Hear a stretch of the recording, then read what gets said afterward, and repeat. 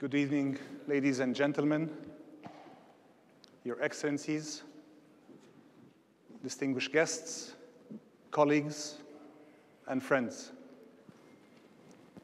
On behalf of the Brookings Doha Center and its director, Dr. Tariq Youssef, welcome to tonight's event.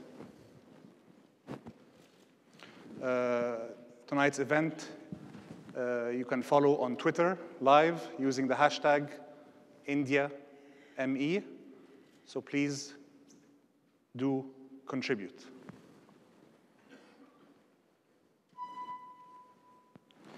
Today's topic is a very important one as we seek to understand what role India plays in the emerging global order. While the title of the panel is India-Middle East Relations, we will seek to discuss that within a broader examination of India's relationship with global powers, as well as internal dynamics in India that do affect its foreign policy. A good starting point for tonight's discussion is a bit of economic history. During the 18th century, India's share of the global economy was an estimated 23%. This was based on manufacturing of textiles, extractive materials, and handicrafts. By 1947, and after the British colonial experience, that had shrunk to 4%. Trade played a significant role in the colonization of India, largely for the benefit of Britain. India's economy was deindustrialized, and it was transformed to an exporter of raw material, which was then manufactured in Britain and sold back to India, thus destroying, for example, the textile manufacturing industry. Fast forward to our time, and we have witnessed an incredible turnaround in the fate of the once colonizer and colonized. Now, India is the second largest trading partner of the UK and one of its largest investors. Indian firms own iconic British brands such as Land Rover and Jaguar. In addition, Indian firms own approximately 700 firms employing more than 100,000 people in the UK. This turnaround is very apparent if you look at Prime Minister Theresa May's recent visit to India. Was really a push for further Indian investments and trade with Britain. Of course, in light of Brexit, the UK is seeking to recalibrate its economic and political alliances around the world. The turnaround has been incredible, and what has India achieved in 100 years has truly been, less than 100 years has been incredible. Not only this, but Indian curry is now the most popular dish in the UK. So quite the turnaround. But the story is not all rosy. India, of course, grapples with a number of internal and external challenges. Internally, there are issues of education, health, managing rapid urbanization, water scarcity, and government transparency issues. Internationally, Indian policymakers are grappling with a rising China, looking at their relationship with a turbulent relationship with the neighboring Pakistan, and really trying to balance key relationships with enemies, such as Iran and Saudi Arabia, as well as balancing relationships with Israel and the Arab world. To help us unpick and discuss some of these issues tonight, we have assembled for you a stellar panel of experts.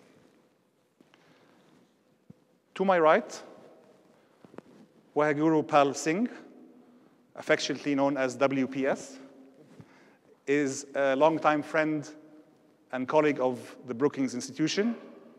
He is a non-resident senior fellow with Brookings India, a non-resident senior fellow as well with Brookings Foreign Policy in DC, and a non-resident senior fellow at NYU's Center on International Cooperation. Previously, he was president of programs at the East-West Institute in New York and director of the New Issues in Security program at the Geneva Center for Security Policy. His research interests include India's evolving grand strategy and the role of India and other emerging powers in the global order. To his left, we have Zahra Babar, who is currently Associate Director for Research at the Center for International and Regional Studies at Georgetown University School of Foreign Service in Qatar. Previously, she served with the ILO and the UNDP. Her research focuses on rural development, Arabian Gulf migration, labor policies, citizenship in the Arabian Gulf states, and GCC regional integration.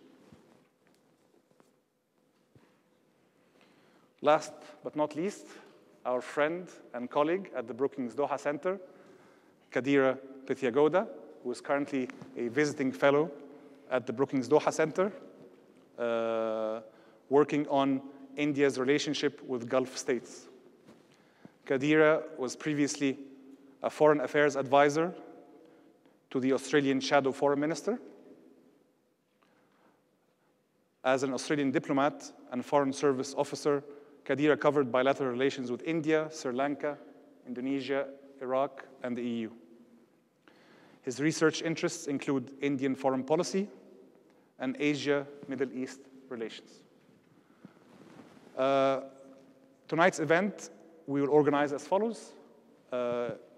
Each of the esteemed panelists will speak for 10 minutes for some introductory comments.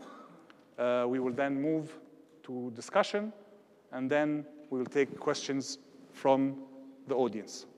So without further ado, WPS, please lead us. Thank you very much. Thank you very much for the very kind invitation. Yeah. Let me start again. Thank you very much. And until I heard the introduction, I didn't realize that I've become the ultimate non-resident everywhere. Yes. You know, I am at the moment actually resident in New York and teaching at New York University. But thank you for that. And I'm delighted to be here again. And particularly because I think, you know, Qatar in general and Doha in particular, certainly the Brookings Doha Center has become this very important center for dialogue. And I've always been struck as to how, although it's so close to South Asia in general and India in particular, there's been very little interaction and dialogue on that. So I'm delighted to be here and have this opportunity to start off what I hope is the first of many conversations on this topic.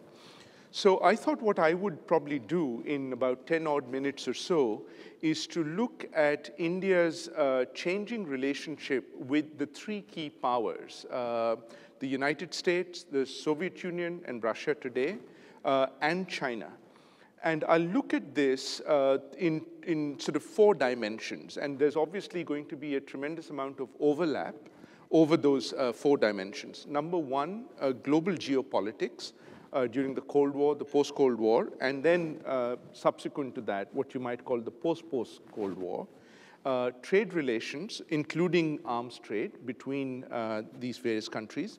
3, the role of the diaspora, and this is particularly relevant vis-a-vis the United States.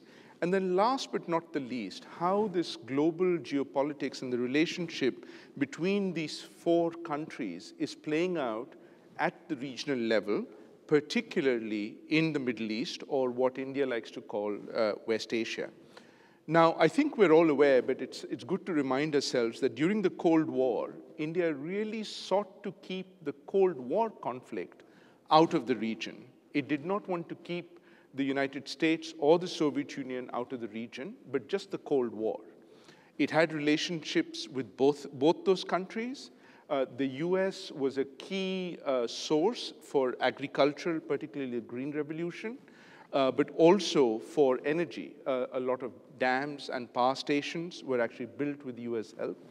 On the other hand, the Soviet Union was the primary source for heavy industry, iron and steel, et cetera, and of course, weapons. Armament was an important sort of component. There wasn't very much of an interaction militarily or in any kind of alliance way with either one of those countries. And I need to stress this, including the Soviet Union.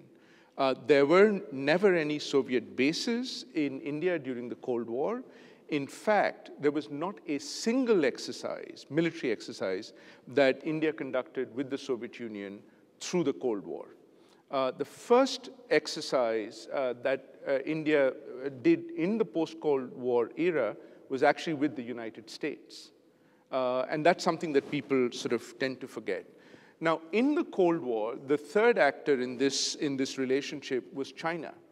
And vis-a-vis China, really, there was not much by way of relationship post-1962, when there was what China calls a border war, but what was considered much more serious on the part of India, and there really was not much of an interaction vis-a-vis China in any sort of way, either by way of trade or even negotiations.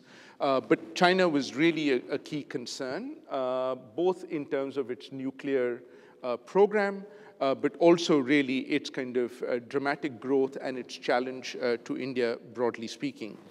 Now, the dramatic change came particularly when the Cold War came to South Asia.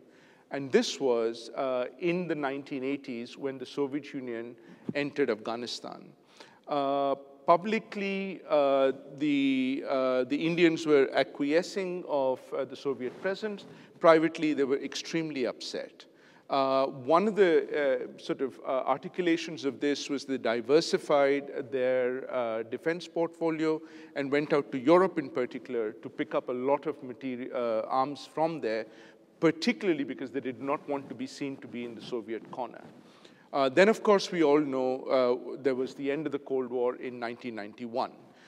It led to a very dramatic change vis-a-vis India-Soviet relations in particular, and Russia relations. Number one, trade dropped dramatically from 16% down to 2% soon after the Cold War.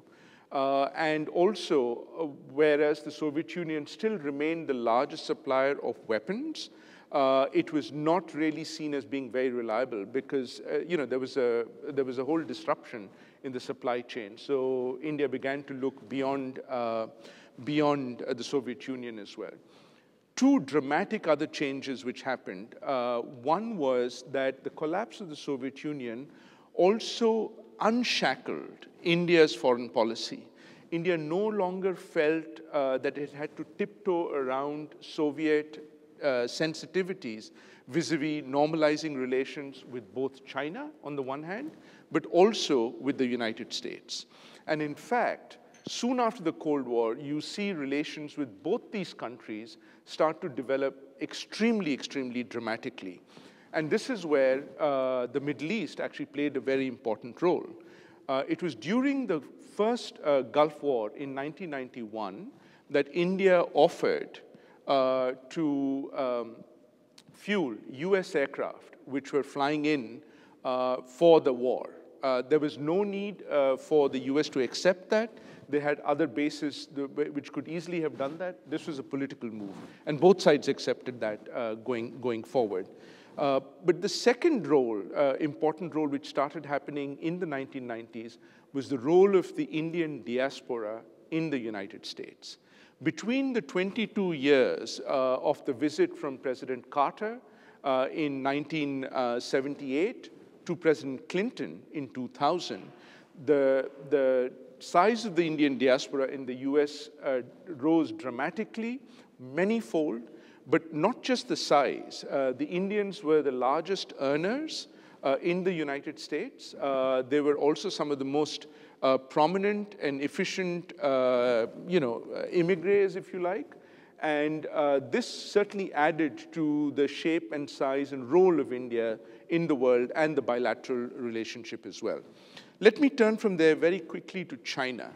An outreach was made to China, particularly in terms of trying to normalize relations, and this accelerated very, very quickly post the end of the Cold War. In 1993 and 1996, 2 agreements were signed related to the border, and that helped to normalize relations. And just to give you an idea how quickly this changed, in 1987, the bilateral trade was 120 million. By about 2000 or so, it had risen to, by 2005, it had risen to 20 billion.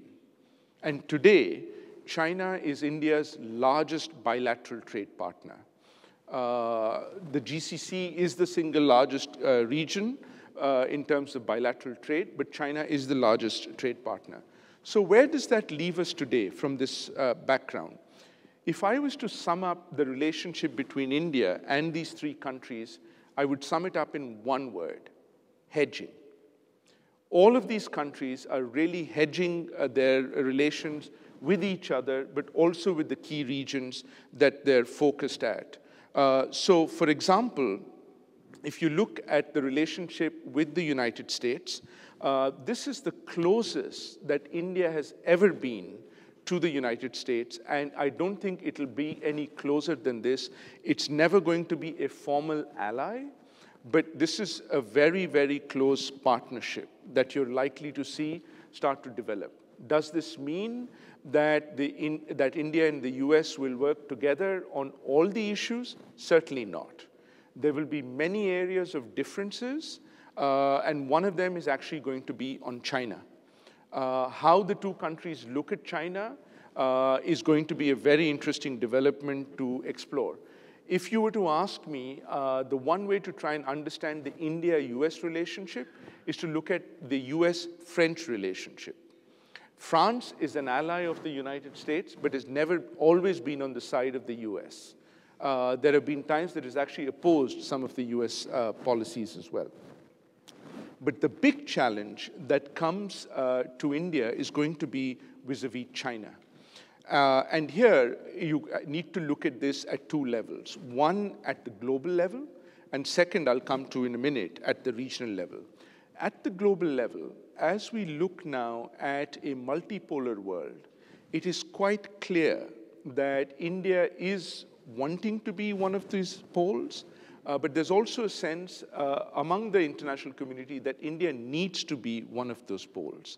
The one country which is, deliberately challenging that is China. Be it in the reform of the UN Security Council, be it in enhancing the membership of the Nuclear Suppliers Group, China is the one country which is quite actively blocking. And that tells you that this is a much more of a global, sort of contestation which is going on. And this is also playing out very much at the regional level, where the One Belt, One Road of China, depending on who you talk to, is either seen as an encirclement of India at a maximalist level, but at a minimalist level is seen as a competition even for India's approach to trying to deal with this region as well. So that hedging strategy, and India has in mind both the United States and China in particular, but also Russia, is also playing out in this region.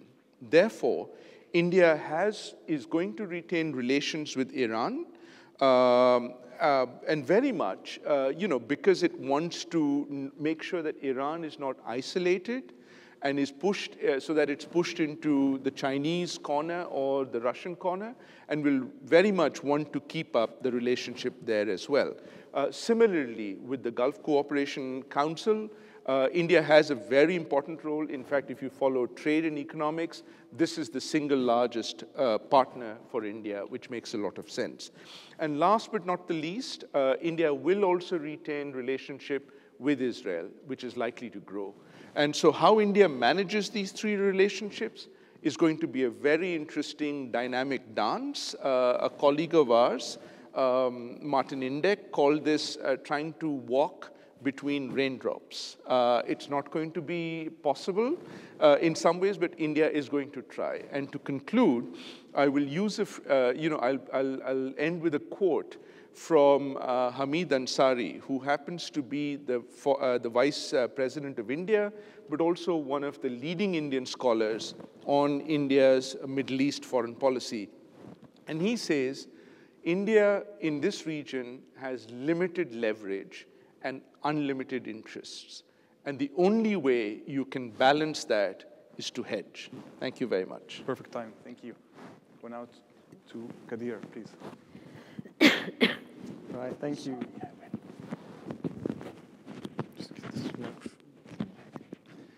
Thank you for having us, and thank you everyone for coming along today. So I'll be talking about India's Middle East relations and just drilling down a little bit from what WPS was talking about.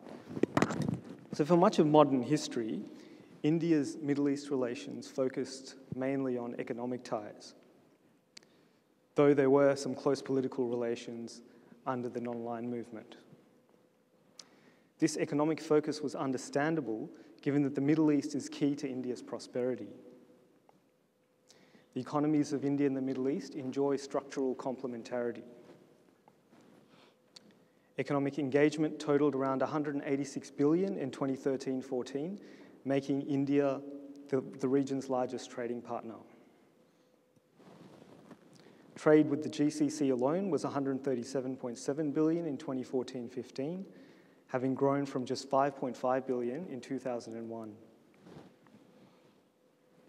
And while the Middle Eastern countries sell their excess oil and gas, India sells its excess labor, with around 7 million Indians working in the region. But in the last decade or so, several factors have emerged which have raised the strategic stakes for India and necessitated greater engagement. I'll talk about 4 of the main factors, as well as the advantages and constraints that India faces in responding to these.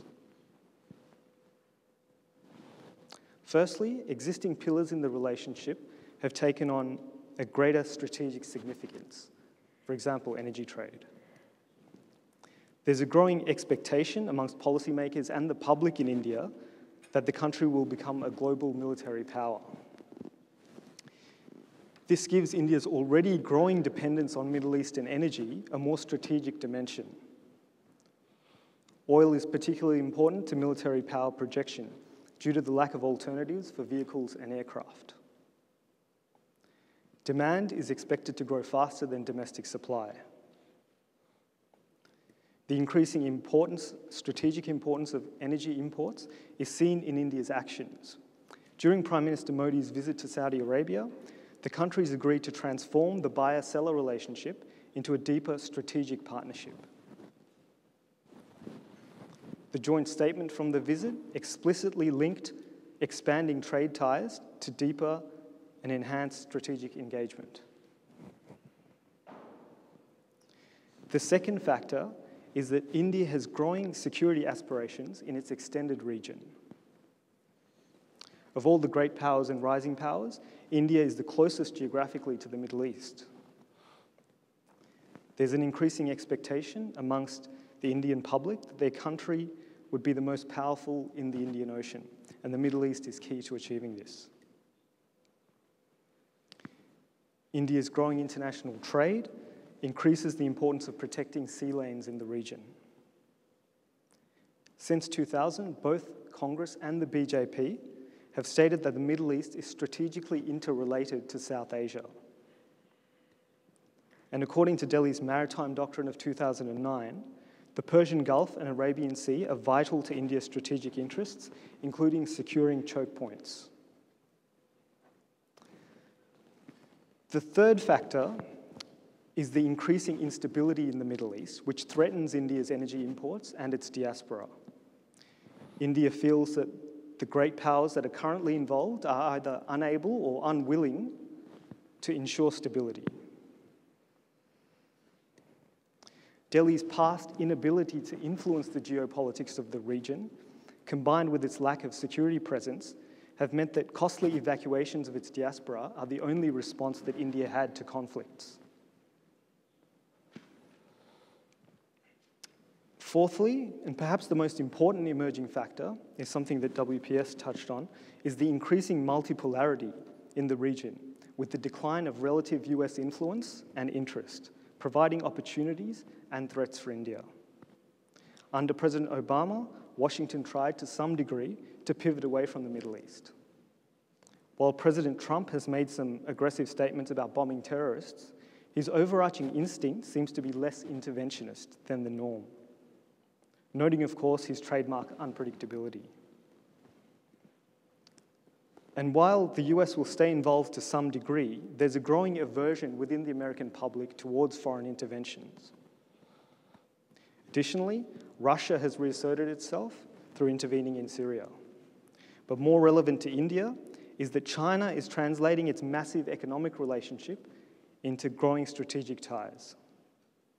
Beijing sees the region as a continuation of its trade routes that it seeks to secure from East Asia through to Africa and Europe. China is already the largest foreign business stakeholder in the region, surpassing the US in oil imports. Its trade with the Middle East and North Africa rose by over 600% in the decade up to 2014, reaching $230 billion. Beijing has positioned itself as a less judgmental alternative to America in the region. It's signed security agreements with American allies like Saudi Arabia, as well as backing states like Iran. All of this will drive Delhi to increase its own influence and seek to avoid China having leverage over its energy security and to avoid being encircled by potential Chinese allies. And there's also existing factors that will continue to have an impact, the competition with Pakistan, for example. So in terms of responding to these factors, over the last year and a half, we've seen a massive uptick in activity. Modi's Link West policy agenda has evolved into Think West and has sprung into action. Head of state visits have occurred between India, Iran, and Gulf states. In recent years, Delhi has signed security and defense agreements with Saudi Arabia, UAE, Oman, and Qatar. There's been greater defense and naval cooperation, like joint exercises. And India has certain advantages that Prime Minister Modi can utilize in responding to the emerging factors. Firstly, it has significant soft power and a positive image in the region. This is a result of its culture, shared history, and its record of non-interference. India also has the unique advantage of a massive diaspora, which constitutes pluralities in some Gulf states.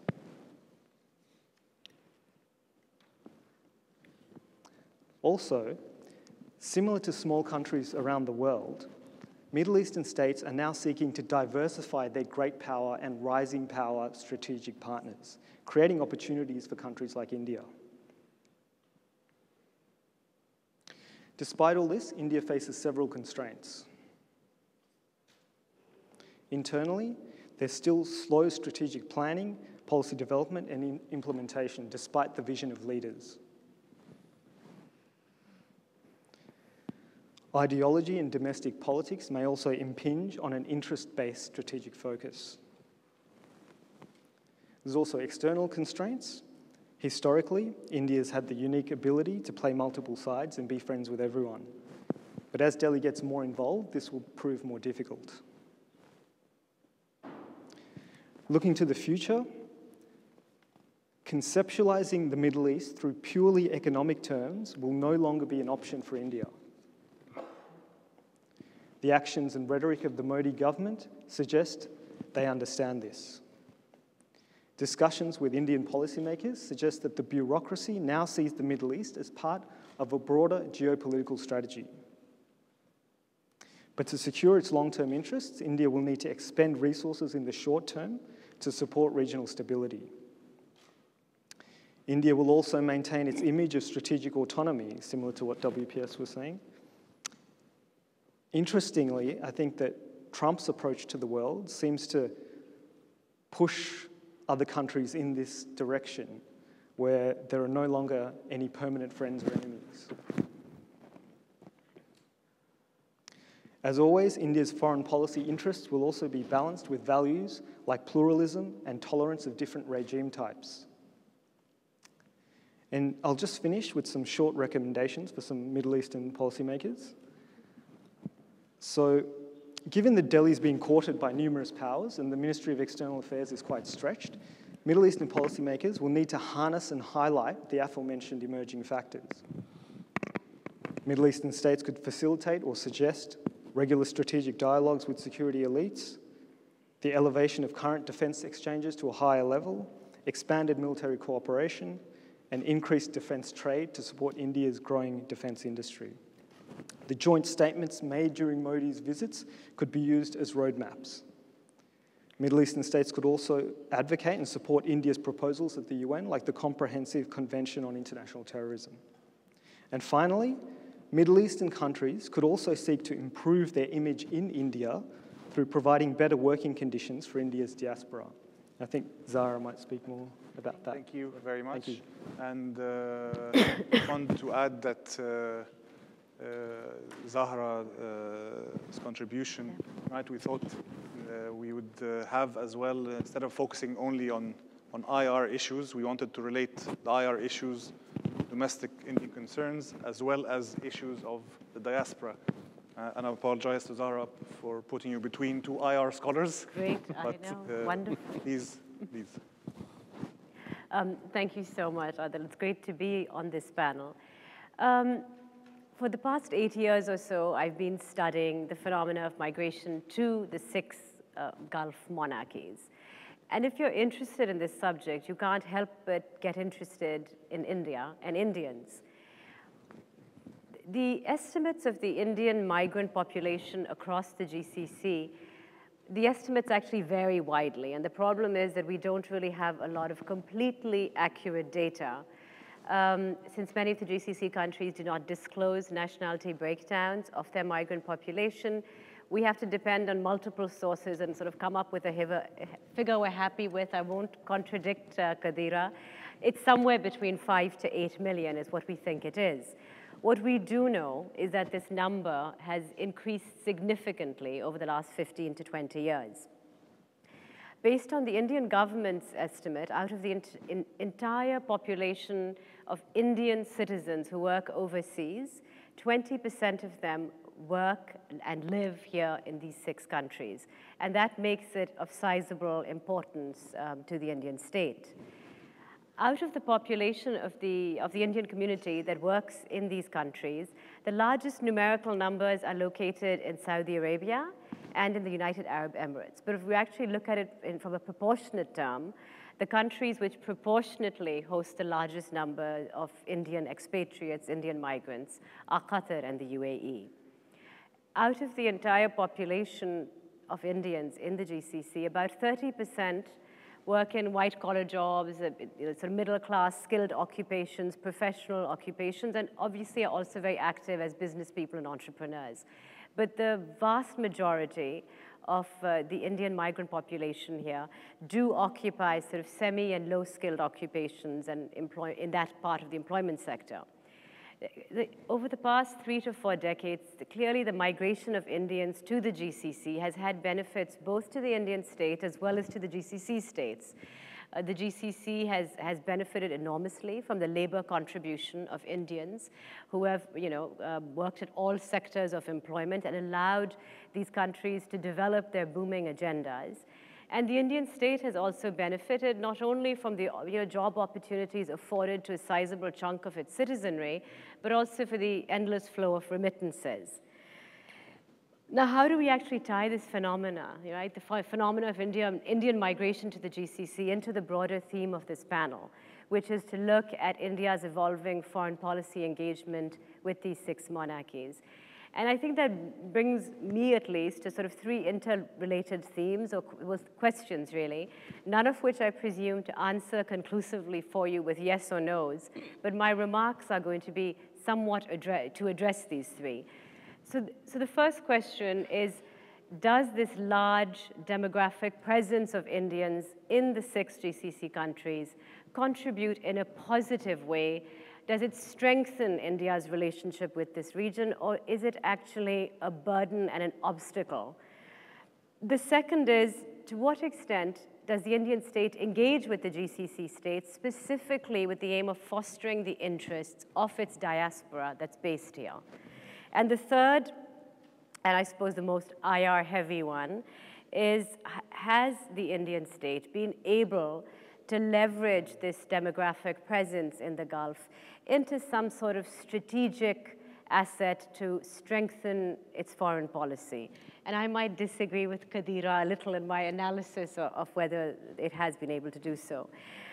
Given the large number of migrants in this region, it's been more than 30 years, increasing every year, the Indian state has had to engage in developing some kind of framework, legal and regulatory, to try and address the needs of its migrant population in these countries. But largely, this policy framework has been developed in terms of its relationship to protect the rights and the well-being of the low-income, lower-skill level migrant population. This isn't to say that there has been absolutely no interest in working with the very active and dynamic business community, Indian business leaders across the region. But in terms of policy development that we see within India, those have really been focused on temporary labor migrants. And over the past 15 years or so, there have been many steps taken by the Indian government to try and ensure that the basic sort of rights and well-being of this community, of its community that works here, is taken care of. This has been done through the ministry, which is dedicated to its overseas workers, with the introduction of multiple different policies and pieces of legislation, starting with how to manage the pre-departure process for many low-income migrant workers who come here, instituting practices of control and monitor over recruitment agents and brokers, preparing migrants for their period of time in the host country through a variety of pre-departure trainings, assisting and facilitating and enhancing remittances for low-income migrants, assisting migrants in crisis, those who, for whatever reason, have to leave their job and need assistance in being repatriated, and to some extent also working with returned migrants and trying to reintegrate them into the Indian economy and society.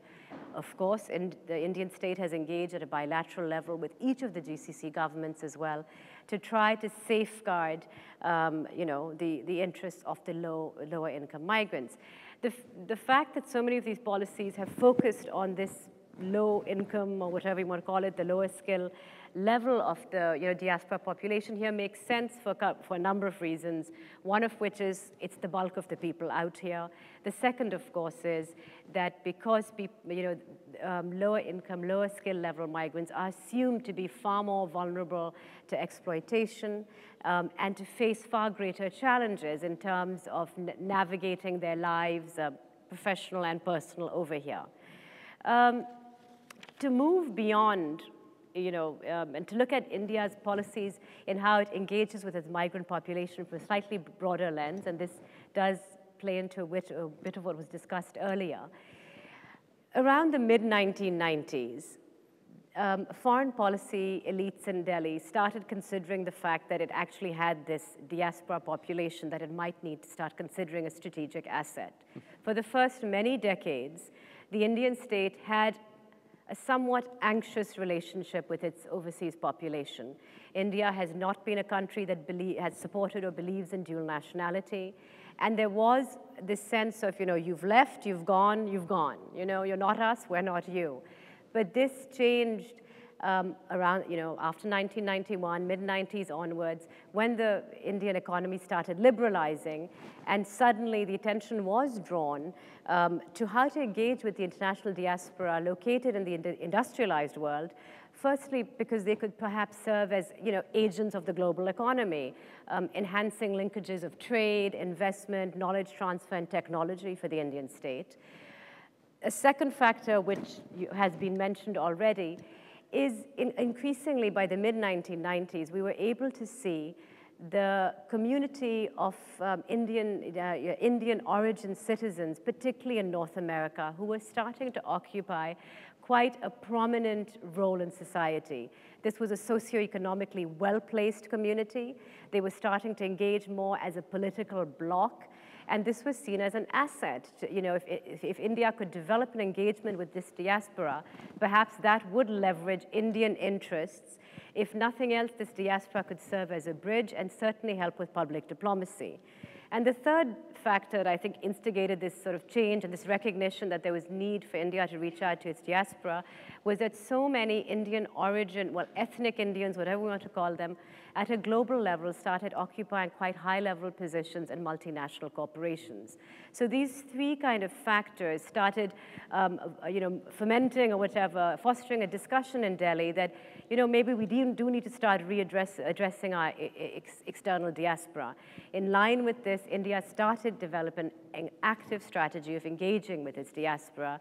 In 1999, they developed the a special status for Indian origin citizens. And of course, the game changer was in 2005 when you had the person of Indian origin cards that came into being. And this was the first sort of opportunity for expatriate Indians, the Indian diaspora, to actually start having some opportunity to engage both socioeconomically and politically within the Indian state. Not full dual nationality access, but certainly greater parity to being able to engage within India. I have to say, this diaspora policy that India now operates quite effectively is not really seen as being relevant in this part of the world. This is not to say that the Indian government is somehow dismissive of the Indian middle classes across the GCC, or doesn't consider the entrepreneurial and business class of Indians in this region to be important. Of course they are. They're important to facilitate networks of trade, investment, and all that. But the opportunities, diaspora communities that can engage effectively and leverage the political interests of their country of origin have to occupy a certain status. And the effectiveness of a diaspora and being able to play a bridging role, both to influence foreign policy in their host state, their country of adoption, as well as foreign policy in their country of origin, depends on the context in which they are now living, as well as the characteristics of the community. The Indian community, for example, in North America enjoys full access to political citizenship. They are fully integrated into the state, and they are able to thus have a political voice and influence decision-making within their host country, and as a result can promote certain positive outcomes for India. The community in the Gulf is very different. Because of the context of the GCC, there is no access to citizenship rights or permanent settlement.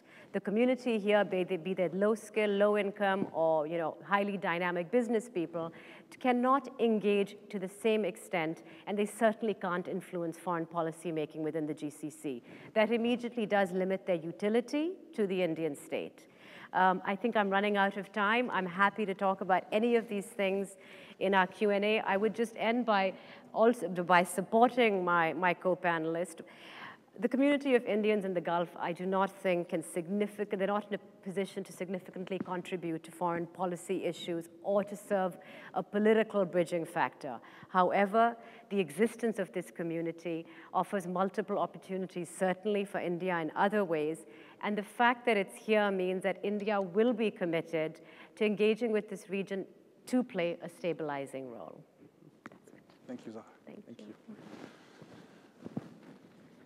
I guess a starting point in our discussion I'll ask the Trump question. I was recently at the panel, and they also said, is it time for the Trump question? So I'll start with the Trump question and ask perhaps WPS and Kadir to reflect on the new US administration, especially in light of its perhaps slightly antagonistic approach to China. Mm-hmm. Does Trump's election provide an opportunity to India, or does it not? Please. Thanks for that question. It was that is the Trump card. That's the Trump question. It had to come up at some point. Well, the interesting thing is, if you look at the transition and you put aside the personality of the new president, there is actually been an element of continuity between the previous administration and this one. I'll just give you two instances to underline that. Number one, you already heard under the Obama administration the rebalance to Asia Pacific, a move away very deliberately from this part of the world, right? So in some ways, that's already very much, a focus on China, right? And in some ways, what you see this administration doing is really taking that to its, in some ways, logical step. That's one.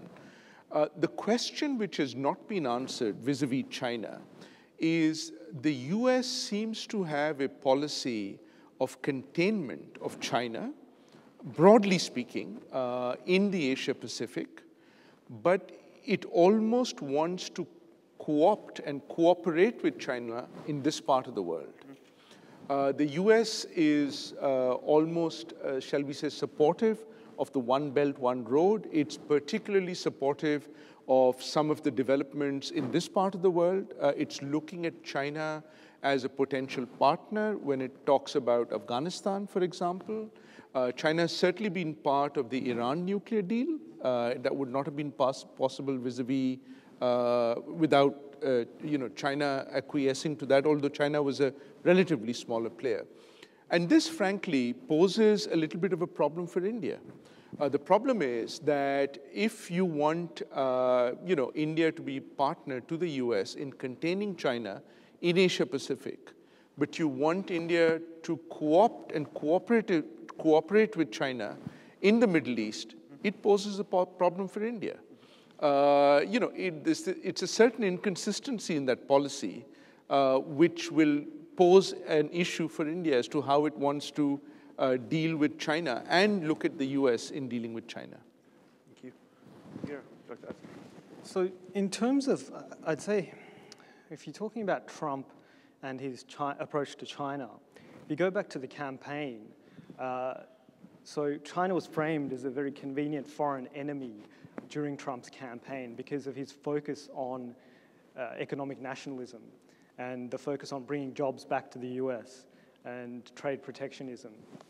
So in that sense, when it comes to trade and it comes to jobs going overseas, China was framed as the bad guy. He also made aggressive statements regarding the South China Sea and Taiwan in terms of China. But more recently, he's walked back from the statements regarding Taiwan and reaffirmed the US's commitment to the One China policy. And this tended to also coincide, interestingly, with Chinese courts granting Trump's company trademarks in China, which you may have heard about. So I think that it's a complicated relationship. I think that when it comes to trade, the economic nationalists in Trump's cabinet, like Steve Bannon, will try to keep that line that they had during the campaign. But as WPS said, there's a lot of continuity, and there's a strong establishment within Washington that will pressure Trump to have similar policies that were there before.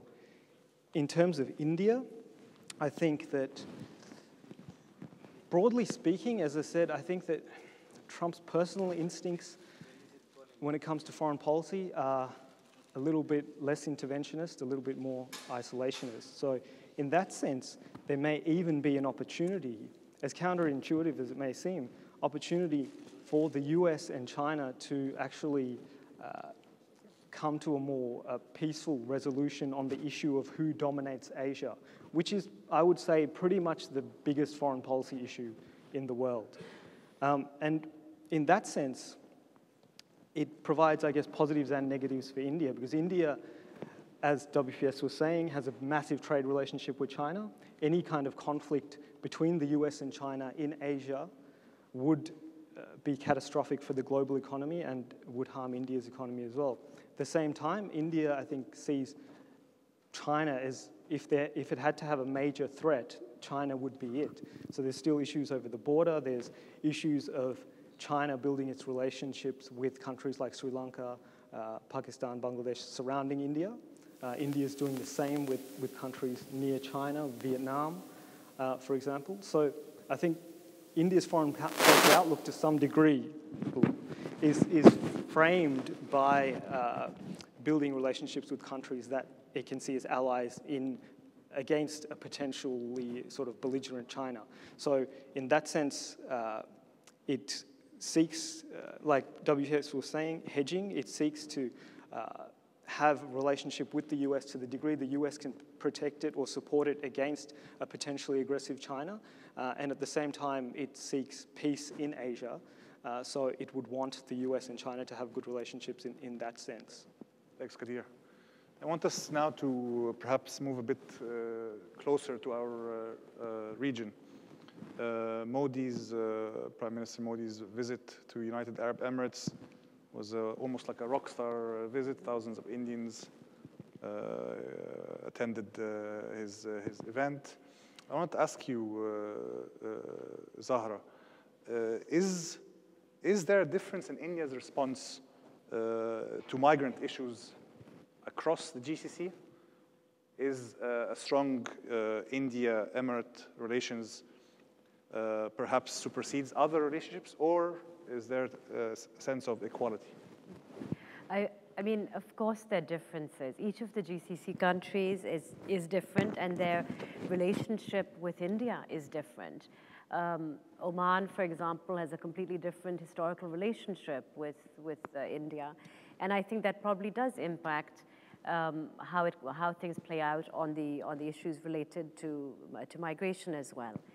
I think one thing that I can say generically, though, across all 6 countries is that when it comes to the issue of how the GCC states are managing and safeguarding migrants' rights, while India does adopt a strong bilateral position and does bring up these discussions consistently, it doesn't do so in a very aggressive or normatively laden way. And even, although when it comes to this whole, there's a lot of discussion right now on the fact that, well, having such a large number of people, for example, in Saudi Arabia or in the Emirates, is an advantage to India. This is something they have to actually handle very delicately. You do not want to begin discussions, if you're India, with GCC leaders saying, well, you're quite dependent on our workers. That's just not a good way to go, because this will agitate anxieties which are already present on the imbalance, right? The population imbalance, where certain groups, in certain countries, the citizenry is far outweighed by perhaps just Indians, and the UAE is one such country. This is something which is already an anxiety for local decision makers in the Emirates. Doesn't mean that there's any sort of an animosity, very aware of the fact that India and Indians have contributed a lot to the development of Dubai and other parts of the UAE, but this provokes anxieties. And it doesn't make the GCC unique. This would be anywhere in the world. So having a discussion related to protecting and safeguarding migrants' rights does happen, but it is not as though India wants to necessarily agitate a response which might mean that the UAE, for example, decides to start bringing in more people from Nepal and Bangladesh and other countries.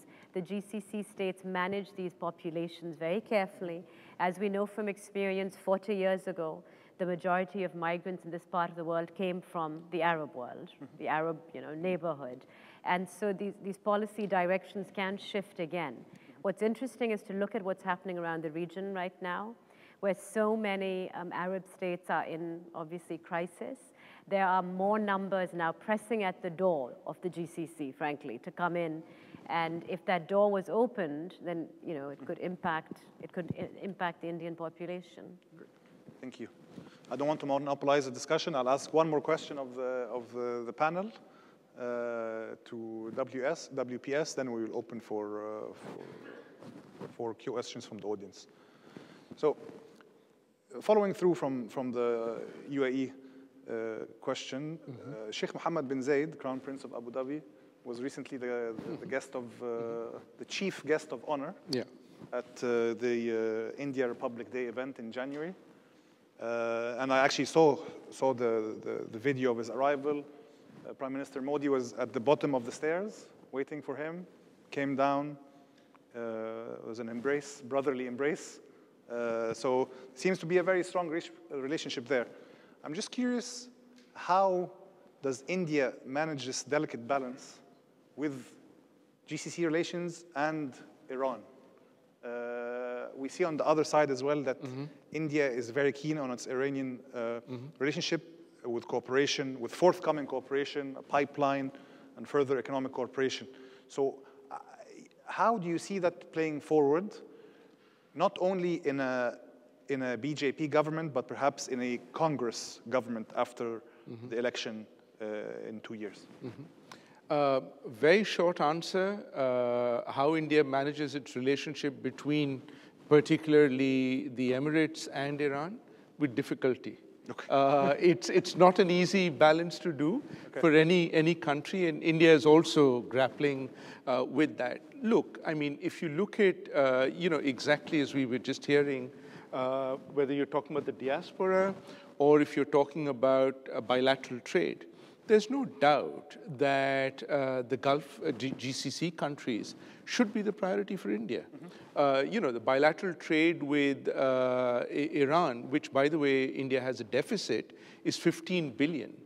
And with the Gulf is 120 billion.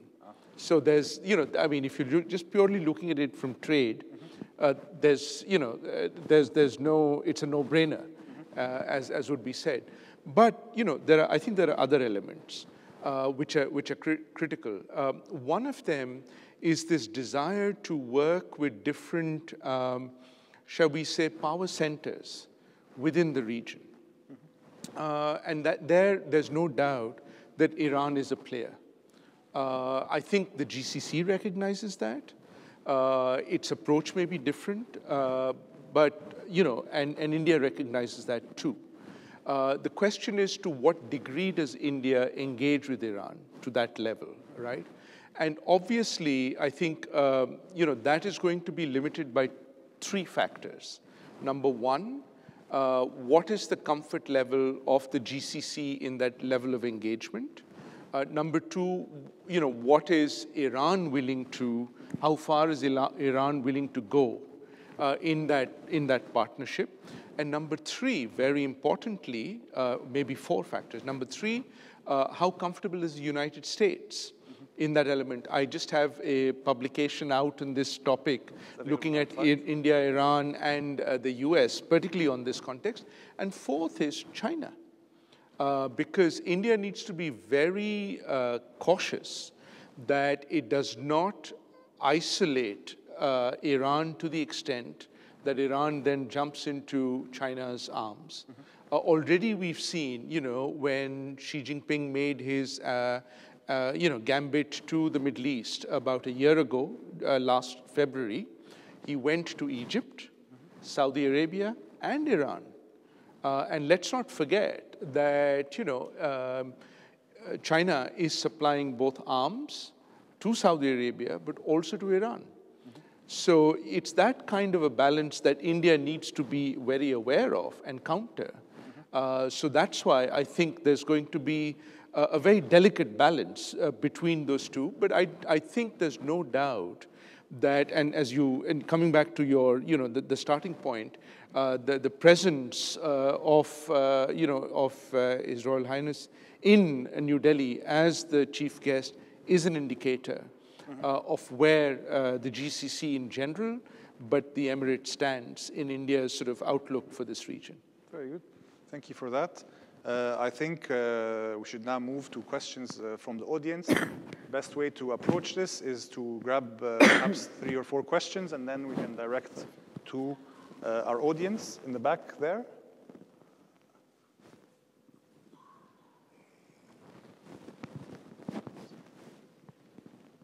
Thank you. I have a question about India's energy security policy. It recently renegotiated its LNG contract. Petronet LNG renegotiated favorably its supply contract with RasGas here, so to get more natural gas into the energy mix. So, but the economy continues to grow, and it depends a lot on coal. So, as a signatory to the Paris Climate Change Agreement, Mr. WPS, could you comment on how, in the future, the energy mix will be affected by its participation in this agreement and diversifying its energy mix? Great, thank you. Thank you. Professor Gerd. 1 second, microphone. Please, microphone.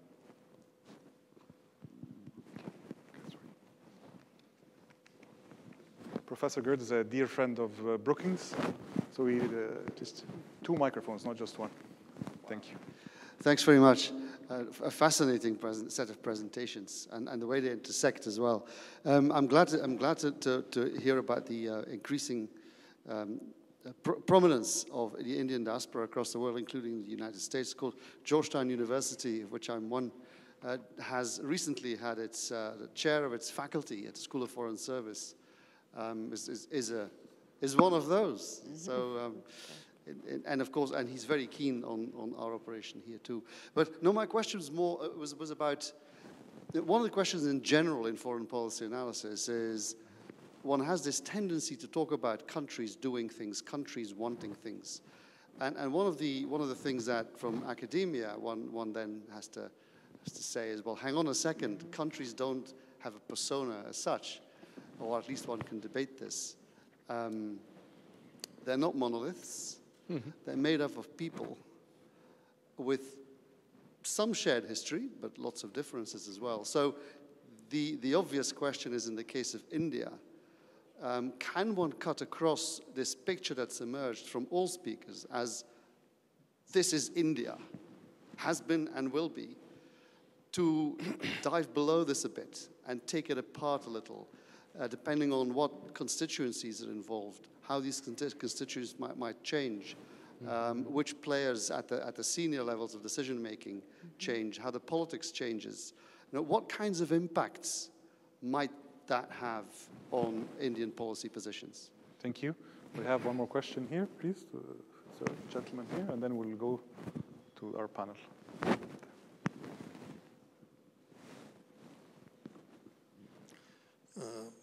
My name is Tariq Sheikh, journalist. I prefer to put my question in Arabic. Please raise your voice in Arabic. Please go ahead in Arabic, but raise your voice. Yes. So my question.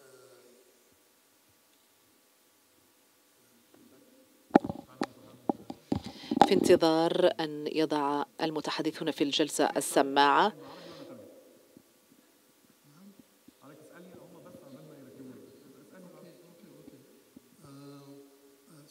My question, in the light في وجود الغاز الحجري والنفط الحجري في الولايات المتحدة, we have seen so many voices in the United States of America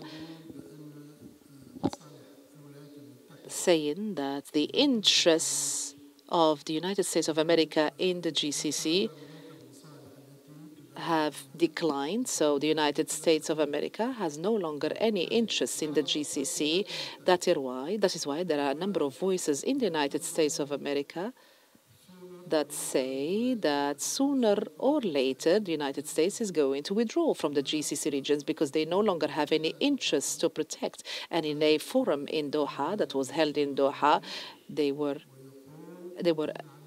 a person, an official from Germany, from Germany who said that the European Union should be ready to fill the vacuum after the withdrawal of the United States of America from this region. In the light of the strong relationship between India and the GCC, how does India look into these developments that are taking place in the GCC, the probable withdrawal from the region, and also the importance of shale gas in the United States of America, shale gas and shale oil? I didn't get the last question. Yeah, perhaps the energy security question? Okay, yep. All right, so in terms of energy security, so just to clarify the question, so was it saying how India will balance its sustainable energy commitments with... Given the Paris Agreement, yep. How important is, I guess, hydrocarbons going to be in that sense, right? Well, I mean, just if you have a hierarchy of interests in terms of the Indian government, I think that development is probably at the top or near the top. So in that sense, whichever serves that purpose, whatever source of energy serves that purpose the best is what India will obviously emphasize. And it's still extremely energy thirsty. So if you look at the growth of energy demand in terms of imports, it's been quite large over the last few decades. I think that India has obviously some difficulties in terms of its domestic energy supply due to regulation, infrastructure, and as well as conflicts. So I think India is still going to be quite dependent on hydrocarbons. I think that I've got some statistics where a third, the average Indian in 2014 still used a third of the energy of the average person worldwide. So there's massive room for growth there, and India is still facing energy poverty to a certain degree. So I think that it will still prioritize whichever energy sources that can allow it to develop. At the same time, India does prioritize being a good international citizen, and so things like international agreements like the Paris Accord, I think, would be things that India would try to adhere to some degree. And of course, like China, it would seek to build its sustainable energy sources at the same time, but I think it would prioritize development. Great, thank you. WPS, perhaps and also reflect on yes, this question. Absolutely. Well, thank you for all those very excellent questions. I think on the energy front, very, very briefly, it's quite clear that as India continues to grow, it's already the third largest consumer of energy, broadly speaking, right, is likely to grow. As a member of the Paris Agreement, it's going to try and reduce its carbon footprint. But as you know, it hasn't really given any particular amount or number by which it's going to come down. It's been much more general, right? That gives India a lot of leverage. And you can see there's going to be a move towards renewables, even more than nuclear. Actually, renewables today accounts for more than nuclear. Second, I think India will remain dependent on coal. There's no escaping that, unfortunately. In hydrocarbons, I think you're seeing a move away from oil towards natural gas, and particularly liquefied natural gas, seen as a kind of cleaner fuel. But even there, and this just comes back to your question vis-a-vis Iran. Very quickly, I wanted to link that up as well. Even there, India is trying to diversify its sources. So it's getting oil and gas now from Nigeria, from Venezuela, maybe even the United States. And the reason for that is partly geopolitical. It does not want to be beholden to any one country beyond a certain amount. It will never go beyond 20%. The reason is that many countries, once you go beyond that number or around that number, want to then use it as a geopolitical leverage. India has seen this vis-a-vis Iran, where Iran tried to use oil and gas trade to get a more benign approach on the nuclear question. So beyond a point, I think India is going to be very aware of that, and it will diversify. But over a very long period of time, it will move away from oil and gas. How long that period is, I don't know. but it's going to be a very long period. Professor, excellent question. And, you're absolutely right. I think we, particularly from the IR, from the realist perspective, you tend to invariably look at, countries as kind of, rational actors, monoliths. And you're absolutely right that there are obviously shades there. But I guess, one way that I would frame this is I want to start, Adil, with the point that you began. In the 18th century, 17th century, India accounted for 25% of the global GDP. There is a broad notion in India beyond the elites, and it's translated in different ways down right across, that that's where India needs to be back at, right? How you go about it, is debatable. There's a question. I would say if you look at the election of 2014 and the results of yesterday or day before in the 5 states in India, it's very clear that there is a broad consensus that development, however you define it, is the #1 priority. The sense is that India needs to become the 3rd largest economy in the world is very much on track. Whether it gets to that 25% of the global GDP, still a long way off, but that's a target. Within that, it's a question of what models do you follow. Do you follow a domestic market model, which is what India has followed? The trade is starting to grow. That's an important element. It's coming up to 50% of the GDP. But that's, I think the domestic market is very crucial. That's going to remain a key component and element. There's also a recognition that trickle-down economics doesn't work beyond a point, that the state will continue to intervene. And you see this in India already, right? You have a lot of these schemes and plans, and I think they will continue until you have the equivalent of a social security set up. And I think that's where India and perhaps even China are going to be headed. But that's the broad sort of trajectory which I think is going to drive the way that India wants to look at the world. So what does that require? #1, a no-war scenario. Wars are very distracting to development, right? So you want to try and do that. And second, you don't want to take sides. You want oil and gas from everybody. You want resources from everyone, and you want markets everywhere. So I think that's going to be the broad sort of drivers. There's, of course, going to be shades and variations, within there as well. Thank you very much for your question. First of all, I'm not sure that the United States, even if it wanted to, has the ability to withdraw from any part of the world. Today, its own future is very much interlinked with the globalization. What you're seeing is very much a populist backlash to what is seen as the negative connotations of globalization to developed economies like the US, like the UK, like France. But they will have to come around to that as well. Now, in the interim, that the US takes its eye off the globalization ball and tries to withdraw, will other countries step in?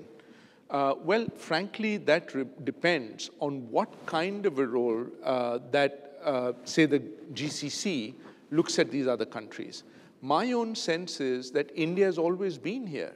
As we heard, India has very much been here as a soft power. It's been as a quiet player. You don't even recognize that India is present in the Gulf. Now, is that relationship going to change to slightly more of a high-profile presence? Is it going to change in terms of India providing hard security? India is moving towards becoming a positive security provider in its own way, in a very slow way. It doesn't really have the capacity or the capability that, say, the United States has. But I'm sure it's going to be very willing to work with countries in a cooperative, collective way. But whether it's going to take sides in the region on behalf of one set of countries against another country in the region, I'm not sure, because India's interests are much wider. So I think it's going to be a very interesting development to see how India engages is going to be very, very different than the way that the United States did. Thank you. Zahra, would you like to? I might just pitch in quickly and tweak Gerd's question to my interest. That's the great thing about doing academic research. You can do things like, what is the state? And there are multiple states, and states don't matter. But in the context of diasporas, this is something which I think is really interesting. The whole questions of diasporas, international relations, and the state, either the host, receiving state, or the state of origin, it's challenging. I mean, the existence of a diaspora in itself in any part of the world, it challenges a nation state. I mean, it poses a direct question mark over whose authority it answers to. And in the end, mostly migrants are autonomous individuals. They're not actors of any state. They frame their relationship with their country of origin based on their own ideas of what their country is. And sometimes when the state decides to go out and engage with its diaspora, the diaspora is engaging in its long-distance nationalism, and with all nationalisms, that the role can be a mixed blessing. I was reading the newspaper today and with what's happening with Turkey and Europe, and this brings the point right to home. You have so-called liberal progressive democracies acting in slightly repressive manners, and you have other people acting crazy. But the fact is, this is because these communities are problematic. It's wonderful in one's imagination to think, you can extend soft power. What is soft power? I mean, they eat burritos and tacos all over America. What's it done for Mexico? I mean, so, in the sense that this, again, is exactly that. We can talk about ideals and what could happen or what should happen. The reality is the engagement by one actor, one state, with the diaspora community in another state is going to agitate a response, which could end up with negative foreign policy implications. Fantastic. Thank you, Zahra. I'll use my prerogative as the moderator to ask a question to Qadira. India and in the non-alignment movement, my inner Arab nationalist remembers fondly Nehru, Nasser, and that particular point in history. Very, very, very powerful. But now we have the BJP, which has established quite close relationship with Israel. And yet India continues to do another balancing act between Israel on one hand and the Arab world and Iran on the other. How do you see this balancing act evolving? And how do internal Indian dynamics, BJP versus Congress, have an impact on this balancing? So before I answer that question, should I just touch on, because I thought we were answering one question at a time from the audience. I didn't touch on the other two. Sure. So I might just quickly touch on the professor's point. I'd just say that it's a very good question, because I think that, as WPS was saying, there needs to be more analysis of the different nodes within a country that influence foreign policy.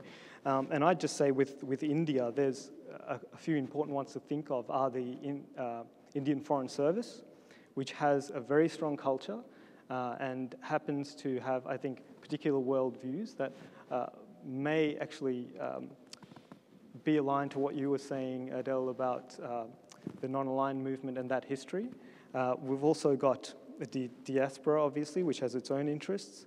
We've got the BJP's Hindutva base, which has its own interests. And I think a lot of those are focused on Pakistan in terms of foreign policy. In other areas, they don't seem to worry that much. And then, of course, you've got strong business interests and economic interests. So I think that's very important. And now to go into your question about balancing, I think that historically, India has been able to play all sides and be friends with all countries because it had a very good reputation in the developing world as a sort of a moral leader. I think also that its sort of lack of military involvement in different regions helped it to maintain that role. I think that now, as it expands into the region, it's going to be increasingly difficult. I think particularly with the Iran, Arab world, Iran, Israel dynamics. So, and places where you may see this would be, say, at the UN in terms of votes on various issues. So you might have countries pulling India in different directions. But I think one thing that's important to note is that it is becoming a more multipolar world, and countries in the Middle East recognize that. So you'll see, the US, for example, has always had strong ties with Israel and the Arab world at the same time, and Arab countries haven't demanded anything too different from the US or expected too much. Now you've got countries like China and India come in, which don't even have the baggage of the United States. So they, in that sense, might have a bit more of an ability to continue playing both sides. And I think that strategic autonomy and India being a very independent actor, not wanting to be in sort of constraining alliances, will mean that countries recognize that, and they will see that we can't dictate to India that you have to be friends with, if you want to be friends with us, you can't be friends with other countries, because, it's got a big strategic relationship with Israel in terms of defense trade. They work together in the US, the lobby groups for India and Israel. It's also obviously got a massive trade and economic and energy relationship with the Gulf states, and a strategic relationship with Iran. It needs Iran for Central Asia, access to Afghanistan, etc. So in the growing multipolar world, I think you're going to have to accept that India is going to have multiple friends, but it just might be a little bit more difficult than in the past. Very briefly, 3 points. First, India's relationship with Israel only grew at the end of the Cold War. It happened under a BJP government, that's true, but it has continued to grow even under Congress governments. The key difference is that the Congress governments have been shyer of making this public, and the BJP government has been more overt. So there have been much more high-level bilateral visits, and the Indian Prime Minister is likely to go and visit as well, but that has not been the case, under the Congress. But the relationship has continued to grow. Second, Israel is already the third largest exporter of arms to India, after Russia, after the US, and then Israel. So it's already become a very important player in kind of equipment that India needs and that it can't get from somewhere else. So that's an important element. If Israel finds oil and gas, it may even become a supplier of that, which is an important sort of element. Third, in some ways, your Arab nationalism notwithstanding, and I appreciate that, India is really only following tying up relations with Israel after Egypt developed relations with Israel, and so did Jordan. So in a way, it's almost correcting something which was unusual, that it didn't have relations with Israel all this time. So it's kind of trying to make it have a new normal, as it were. But it's really only following Egypt. Thank you. I have a final question for Zahra, just a bit of philosophical. Okay. Lots of subcontinental Indian workers come here, right, from Bangladesh, Pakistan, and India. Obviously, there's lots of issues back home. Do people come here and develop a more nuanced outlook, especially even blue-collar workers, white-collar workers, that they take back home? I think that's an extremely important thing which needs to be studied. We don't know.